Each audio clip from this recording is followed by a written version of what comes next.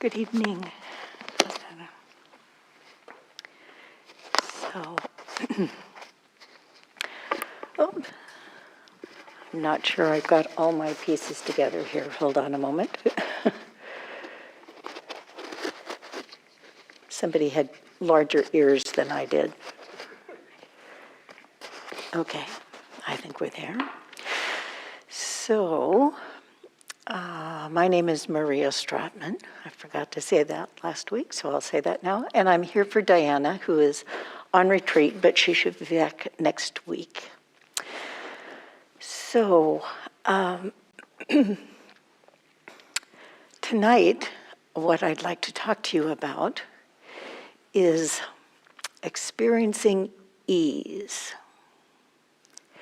So, when I say experiencing ease, I do not mean that everything is going to be easy, or that you're going to be happy, or that everything will suddenly stop being a problem for you.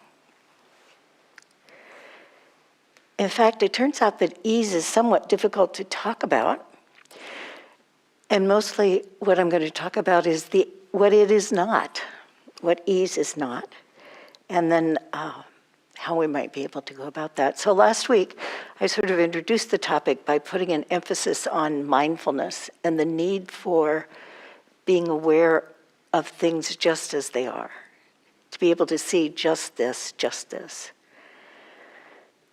and the importance of perseverance. That is, that you just keep coming back, you just keep coming back, and you just keep showing up, and you don't stop. You just keep being mindful. You keep reminding yourself, recalling, this is what I'm doing.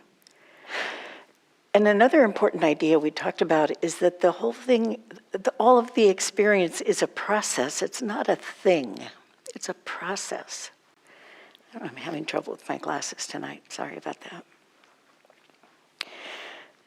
that. So mindfulness is a process. It's not a place. It's not... we think of it as a technique, but what we're really doing is paying attention to this is what's going on now. This is what's here. This, and this, and this. Experience, as we know it, is transitory. It comes and goes. Our thoughts come and go. The feelings of our body come and go. Sounds come and go. Tastes come and go. Everything is transitory. It's conditional. That is, we don't get to determine what it is. It's based on all of the things that have happened before we came here, the environment that we're in, the attitude that we have when we get up in the morning. Whatever our experience is conditioned by all the things around us and within us and before us and what we're thinking. It's all conditioned by that. And we don't control those conditions. And it's uncertain. We don't know what happens next. Despite the fact that the brain that we operate with believes that we know what's coming next, we actually don't know what's coming next, because an experience doesn't happen until it happens. We can't make it happen. We can't control what happens. It's in process, as are we. The person that we call self is also in process. We're not the same as we were. This afternoon I was reading a poem by the poet Szymborska, did I get that right? Who'd written a poem about herself as a teenager. And she said, I look at that girl and I say, who was that? She can't identify with who she was as a teenager at all. And it's very clear I'm a different person, even though she knows that person very well. Both of those persons, they're not the same. And that's true of each of us. We're not the same as we once were. We're not the same as we were a moment ago. What we experience is very momentary. And we experience it through this body, through all the feelings and sounds and tastes and thoughts of this body. But to think that this body isn't changing and that there is a me that isn't changing is not paying attention.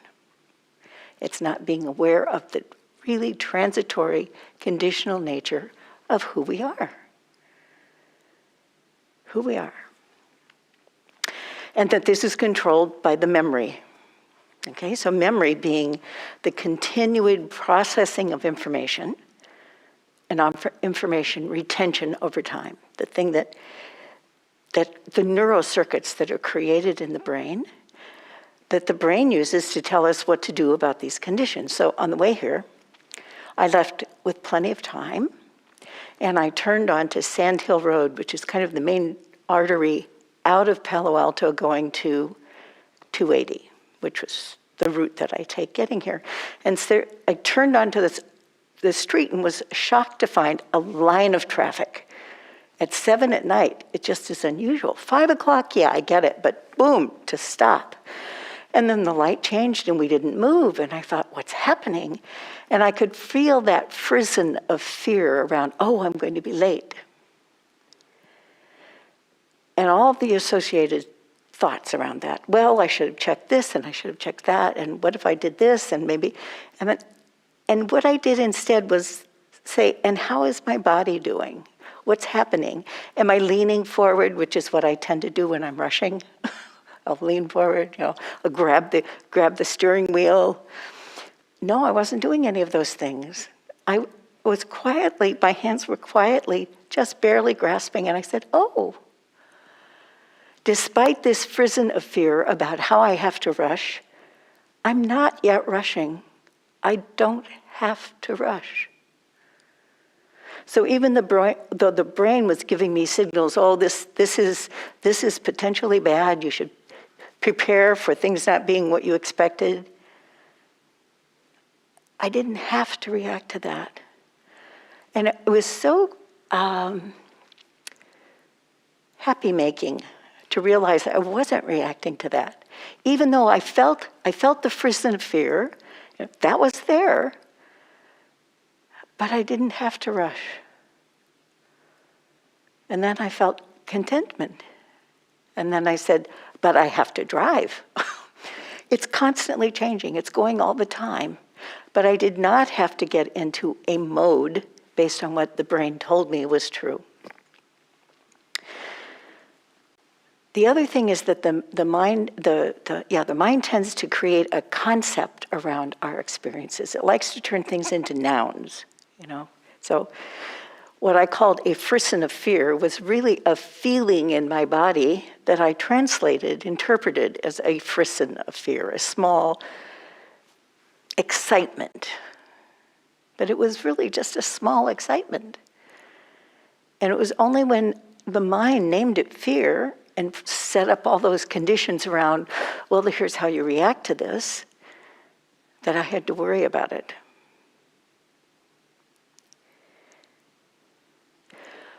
What we're interested in, the way to experiencing ease, is to find oneself in the alternative ways, to notice there are alternative ways of interpreting what the signals of our bodies and minds are sending us.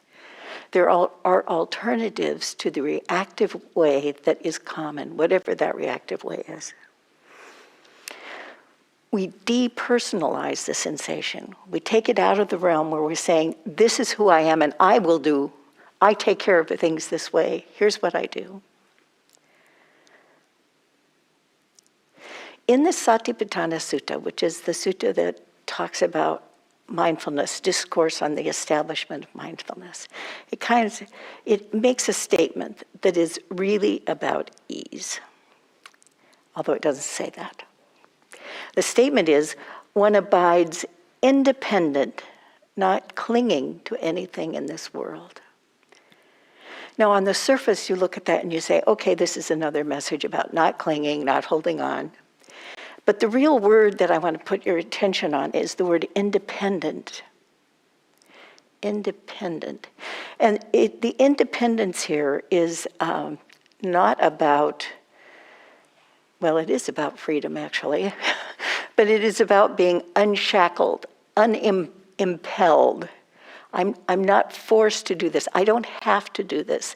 The independence is about not succumbing to reactivity. And we can only do that by being mindful of what's happening, by seeing what's happening, by being clear, seeing clearly, oh, this is what's going on. This is what's going on. The mind is continually engaged in the process of wanting or not wanting. I like this, I don't like this is pleasant, this is unpleasant. All of that string of arising that comes from the sensation, the feeling, it's pleasant or unpleasant, I don't like, I don't want, that all happens very quickly. And the mind is constantly setting this up, I want, I don't want.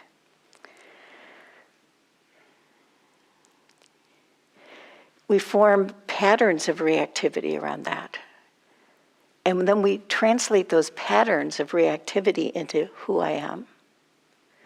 So shortly before I came, I foolishly looked at my email, and there was a last minute of the day message that somebody had sent out.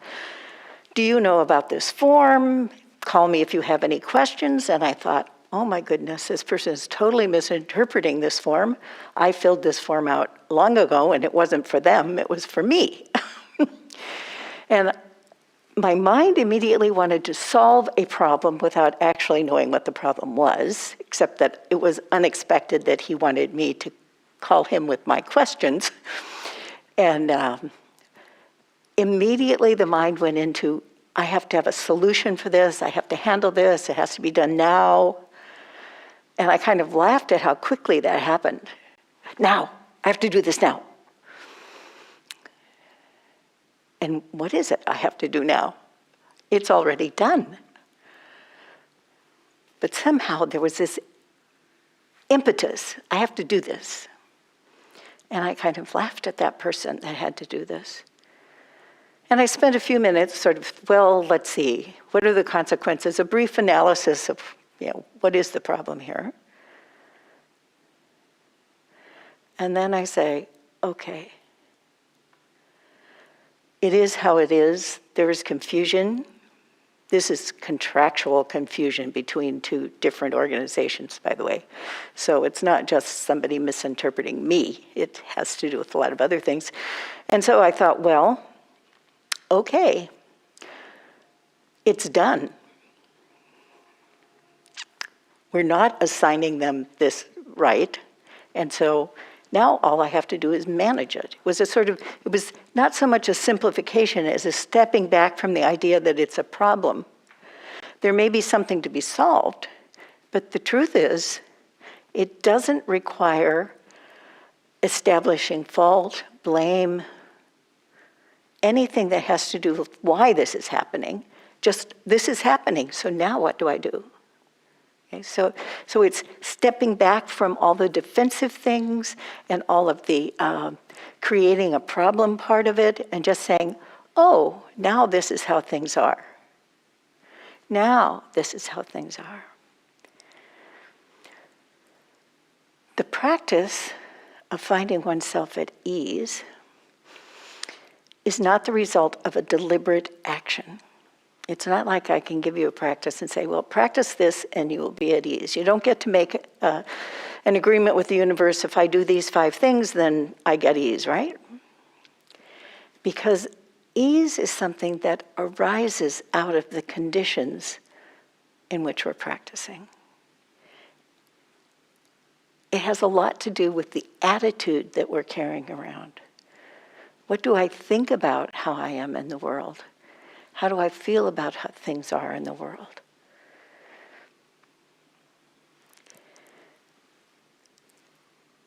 Am I attached to whether things are desirable or undesirable? Or can I be independent of that decision? Can I be independent of the reactivity on whether this is desirable or undesirable? If that is a function of needing things to be other than they are. Do I need things to be other than they are? Which is what gives rise to suffering, needing things to be other than they are.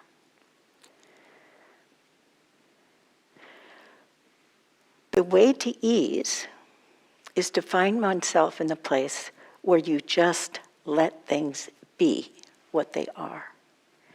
This is not to say complacent. It just means that you say, oh, that's how it is. Now what? Oh, that's how it is.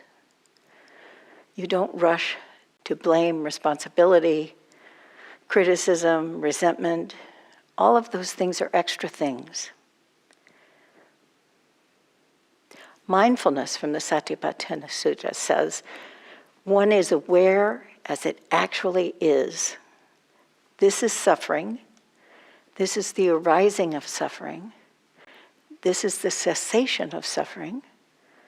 This is the way leading to the cessation of suffering. This is the practice, to see things just as they are and to see, oh, this is causing suffering. Oh, suffering is less when this happens. Oh, if I do this, I notice the suffering decreases. There's another kind of system within Buddhism that talks about how we think about obstructions, or how we think about how wanting things to be other than they are. And that is a system whereby we look at the gratification that comes from having things as they are. We see the danger in that gratification, and we let go of it, which is called escape. So it's gratification, danger, escape. So if I can see clearly doing this creates this potential danger, so wanting something so much that it makes my life miserable, wanting so much that this has to be this way, does indeed make my life miserable. And I can see that that wanting is very dangerous. That wanting is so strong that it's tying me up in knots. That's a danger. And how do I escape from that danger? By lessening the need to want. So, if we think of any affliction, wanting or not wanting, as a form of enchantment, I just want this. Can't I just want this? Come on. It's not hurting anything. If we see how entangled we are through that wanting, if we see that entanglement, then we are no longer deluded that everything about it is wonderful. We see, we become disenchanted. We're not enthralled by that way of being. And when we are disenchanted, we become dispassionate. The energy flows out of it. And we say, oh, I guess not. I guess no. I have to see that. I have to see what's actually happening. Now that I see it, I can't unsee it. What we're talking about is becoming unattached to what we want. Unattached. It doesn't mean we stop wanting things. It just means we don't have to have them. We don't adopt that feeling of I must have. And we see when that arises and we say, ooh, sticky.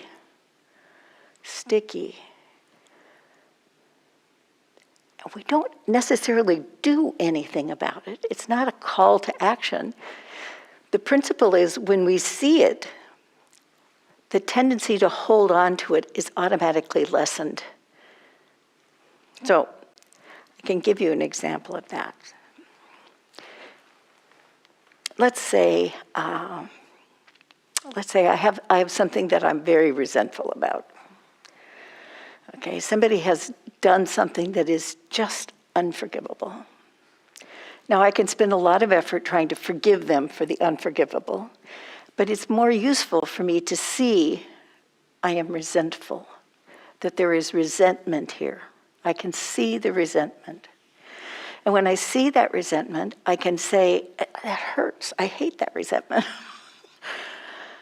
Yeah, but it's not fair. It's not fair. And my need for it to be fair, when after all it's already happened, I can't affect the outcome of something that has already happened. I can see the futility of that. I can see there's no hope for that. Okay, so I'm going to give up wanting it to be better. Oh, I can see that the resentment has nothing to do with the person or group that's caused this thing, but everything to do with my desire for what has already happened to be different than it was. The resentment is all mine. The suffering of resentment is all mine. It's not caused by you or your action. It's tied up in my reactivity to wanting things to be different. And it's already happened. It can't be different. It's already happened. And you could argue, yeah, but if I just let that pass, nobody said anything about letting it pass. It's different. What we're talking about is very subtle. What we're talking about is the need to have it that way, the need for it to be different. You can feel it in your body. You feel it kind of leaning into it, and a kind of, there's a tight energy. And when you feel that tight energy, you say, oh, alarm, alarm, I should see what's happening here. What's really happening here?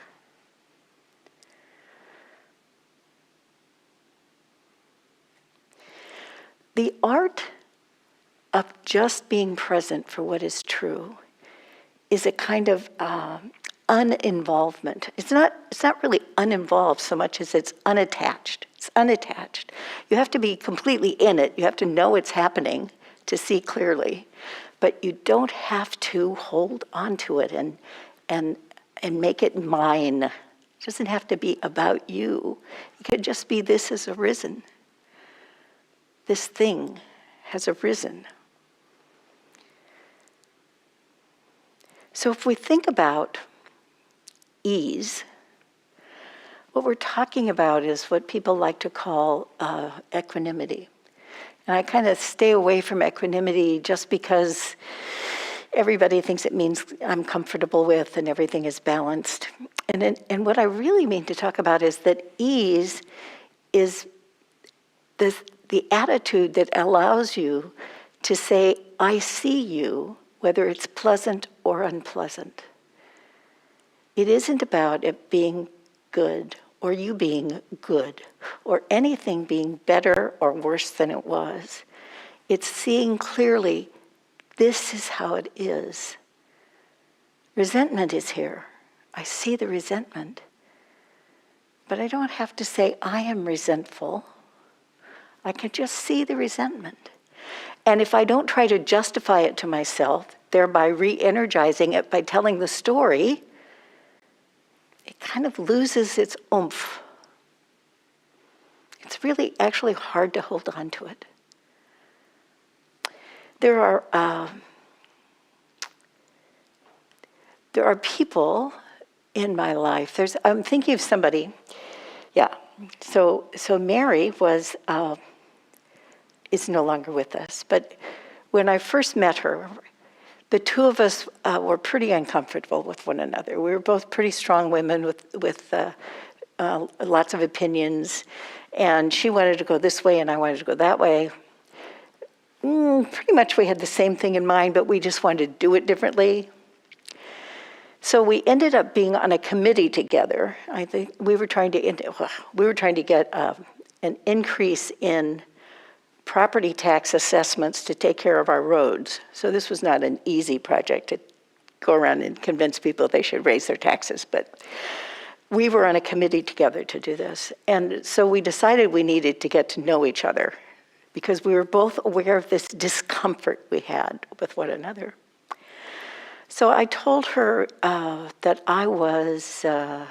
I had worked for a company that built cyclotrons. So if you don't know what that is, it's a very large physics machine that produces radioactive isotopes or radiation beams for a variety of uses.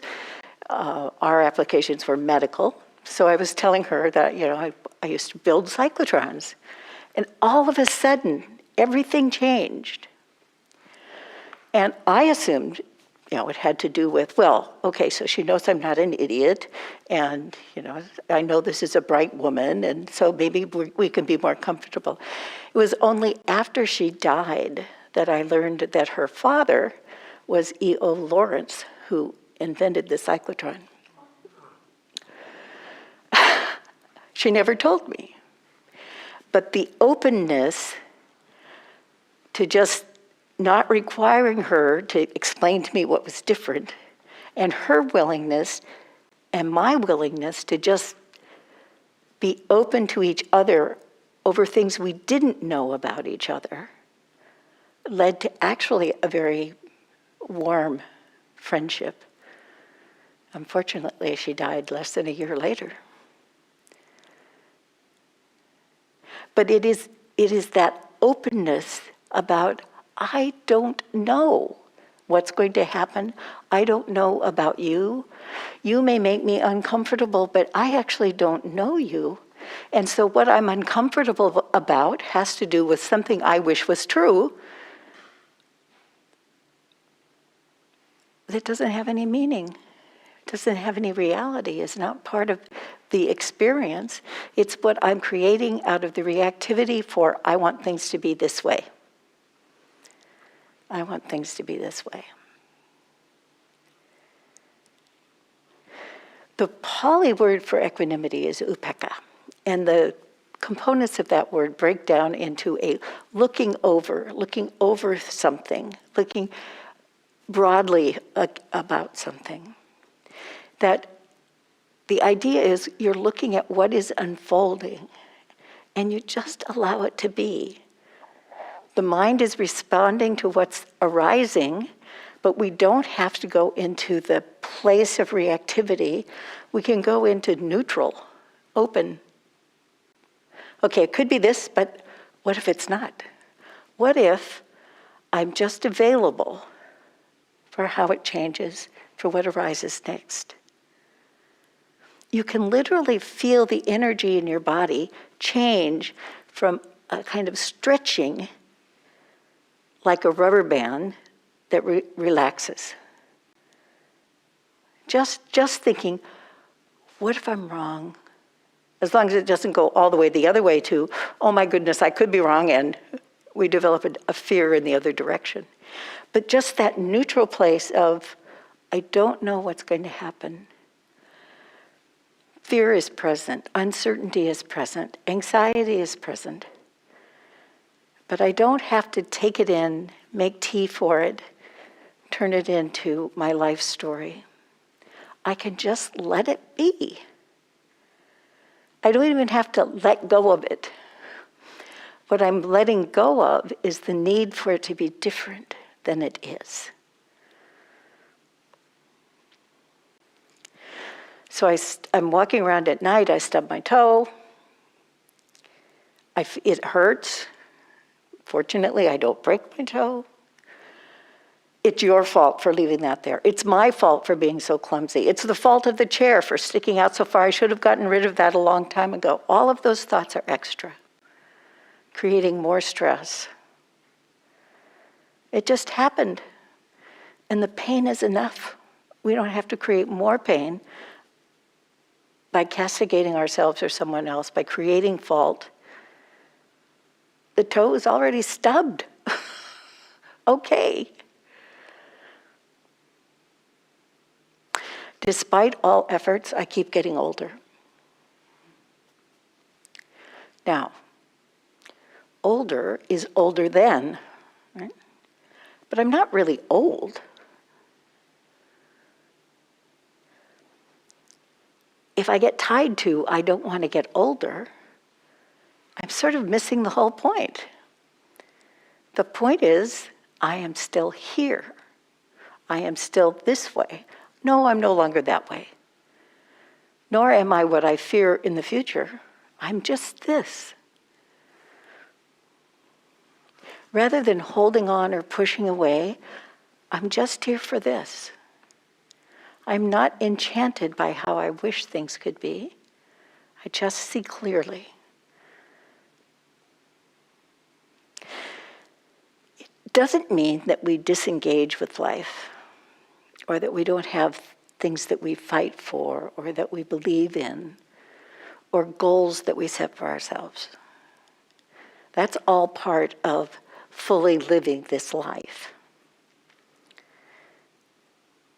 But there's an attitude of mind that can be open to any experience around what my intentions are, without condemning those experiences, without elevating those experiences, by just seeing the experiences just as they are.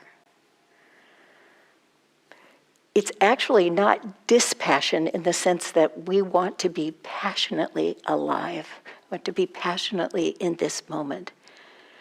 It's when we passionately want things to be other than they are that we get into trouble.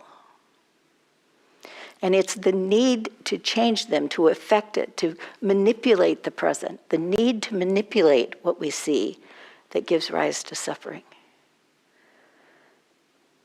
And it's distinguished from determination that I'm going to make these changes or these improvements, or I'm going to stand up for these rights. Those are all good things.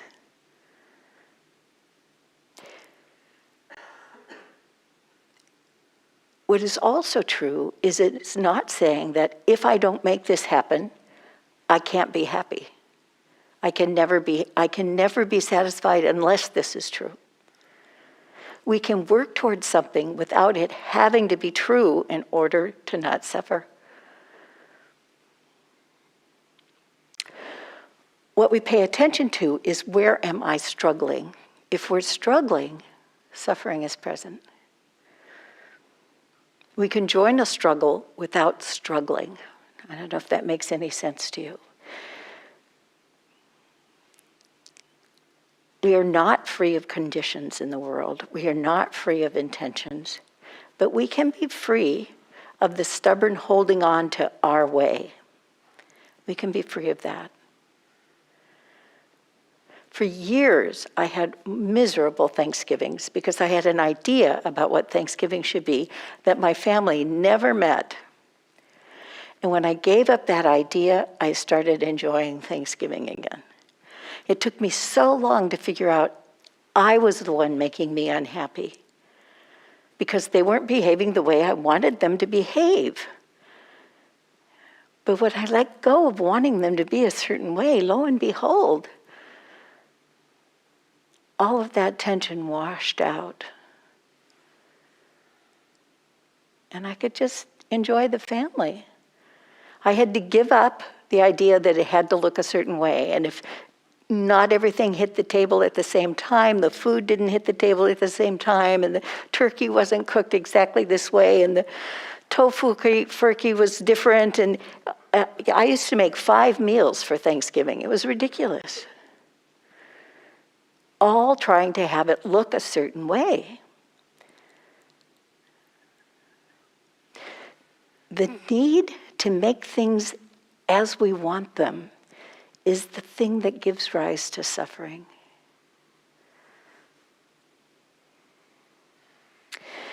There's another set of 3 that's important in Buddhism, that's part of this suffering continuum.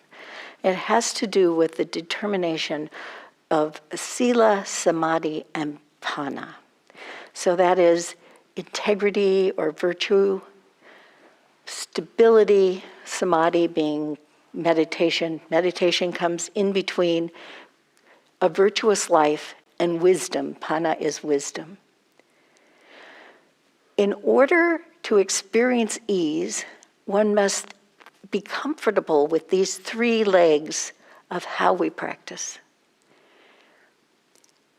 Forget about the overemphasis on technique. It's not that if I sit most effectively in meditation, then all of this is automatically going to happen, because that's not the case. In order to be able to look at things as they are, I actually have to know that I am leading a well-intentioned life. The confidence that comes from, I am living my best intentions, can't be overlooked. It doesn't mean we don't make mistakes, that we don't behave in ways that we don't like. We can say, oh, there you are doing that thing again. But we don't add condemnation on it. We say, oh, look what's working. We develop the virtuous life. We develop the ability to be stable, to follow through on our intentions. That's what we do in meditation, when we find a place of stillness. So when I described to you the getting in line on Sand Hill and saying, where's my body? I felt a stillness in me that told me I wasn't reacting, that there was still time to just be still. You have to become familiar with that place of stillness in order to reach it, in order to recognize that it's there. I'm not talking about deep jhanic states here, just the stability of I am here, I am here, I am here. I am in this moment. This person, just as she is in this moment.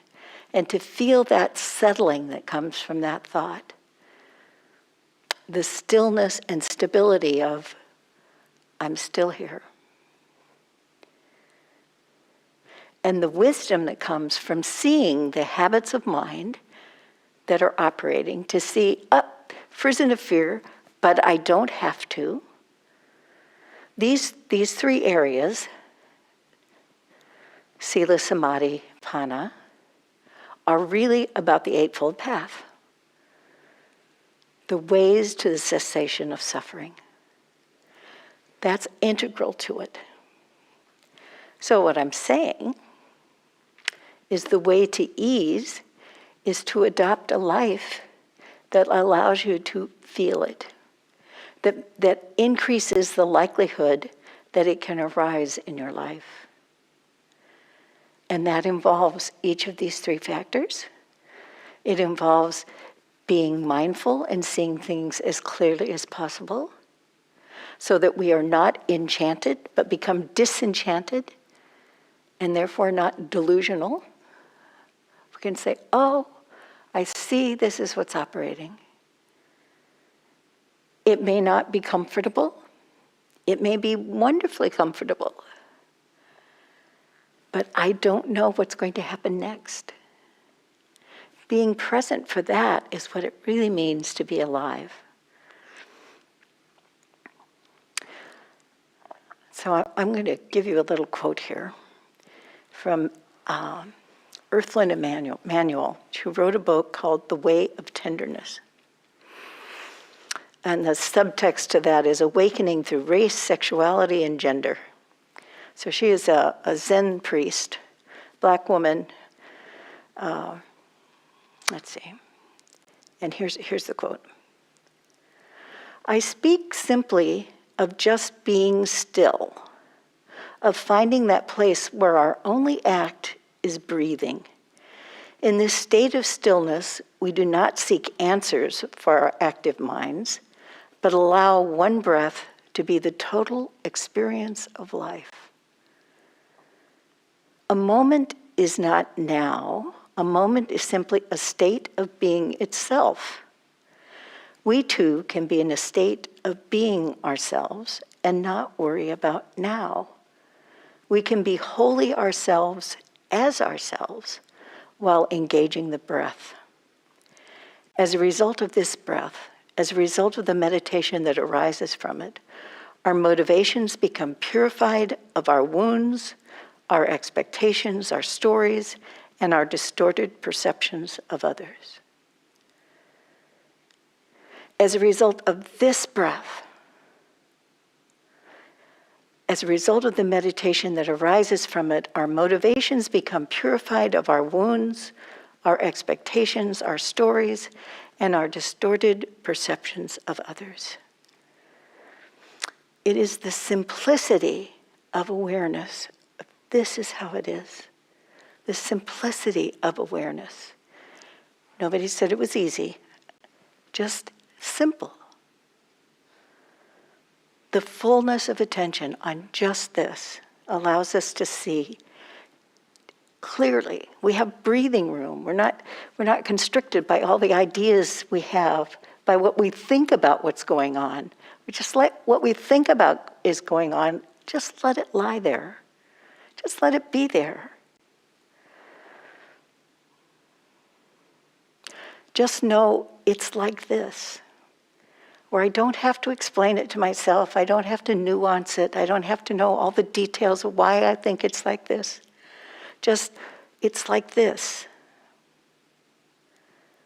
And I remain steady in my purpose. I don't get distracted by trying to explain it to myself. It's like this. From this, we develop the confidence of just thisness, just being here, just this. And we can say, ease. And ask yourself, what is ease? What would place me at ease right now? Not a solution of the problem. So here's the practice. Ask yourself, what might you let go of so you can be more yourself? What might you let go of so you can be more yourself? So I have a little thing I want to read you from David White. This is a poem called Telikoa Lake. In this high place, it is as simple as this. Leave everything you know behind. Step toward the cold surface, say the old prayer of rough love, and open both arms. Those who come with empty hands will stare into the lake astonished. There in the cold light, reflecting pure snow, is the true shape of your own face.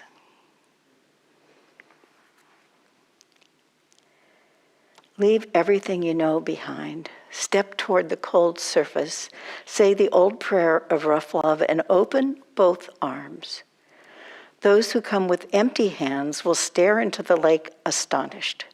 There in the cold light reflecting pure snow, the true shape of your own face. I wish you the true shape of your own face. Thank you.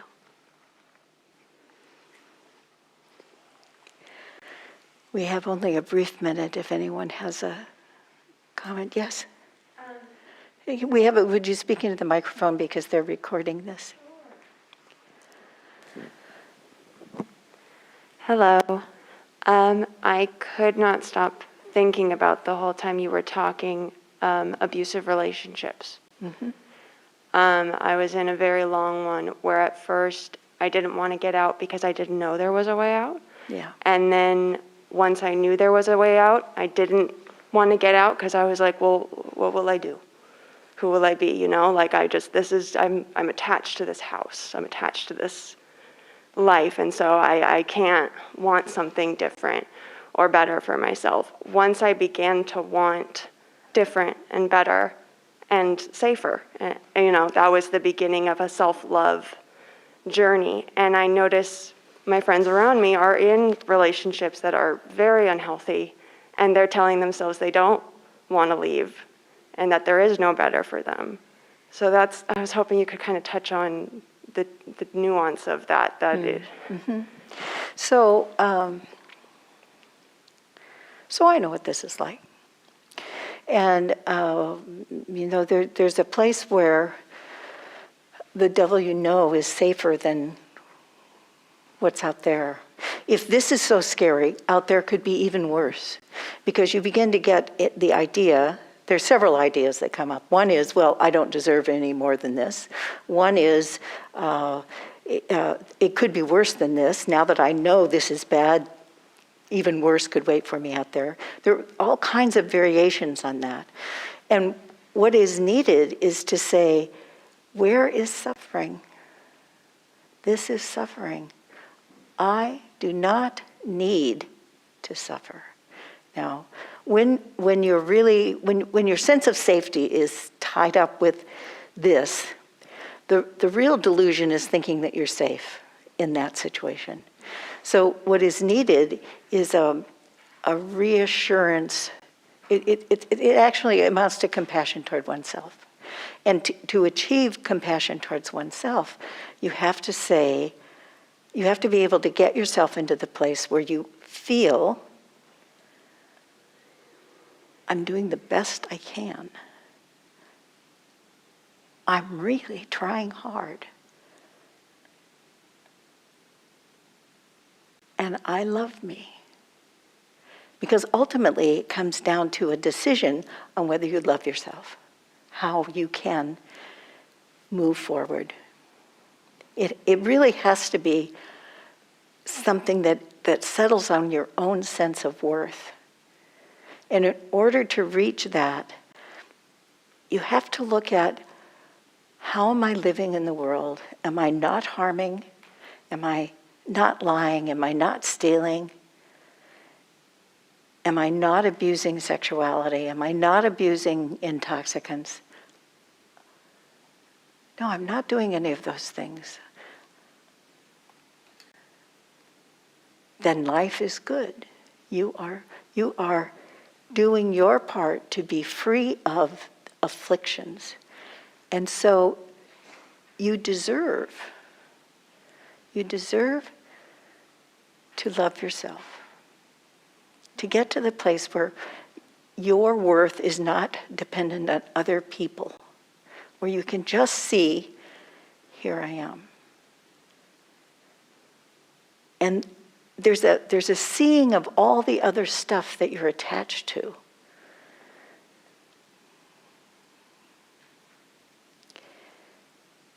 It's in that place of gratification and escape. Gratification, danger, escape. So how you see the momentariness of the gratification and the danger that exists outside of that gratification. So the gratification is, I'm safe here. But then it turns out you're not safe there. Then when you see that really clearly, I'm not safe, then you can't unsee it. And you don't need to cooperate with being unsafe. But it's a very personal journey, and it's not one you can do for someone. In the end, you can only do it for yourself. And you can urge other people and support other people, but you actually can't do it for other people. And you can't judge that the conditions that someone else chooses are necessarily unskillful. You know, I watch some very negative behavior in my family and have encouraged people to do otherwise, and they're still my family, and they didn't do otherwise. Okay, those are the choices being made.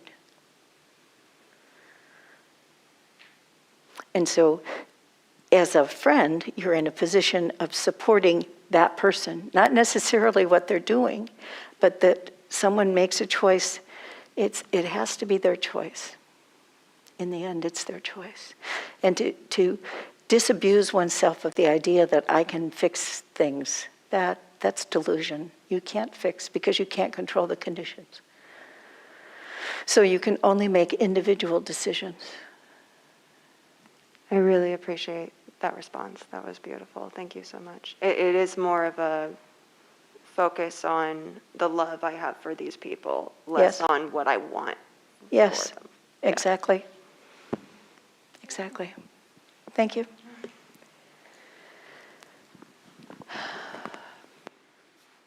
Good night, everyone.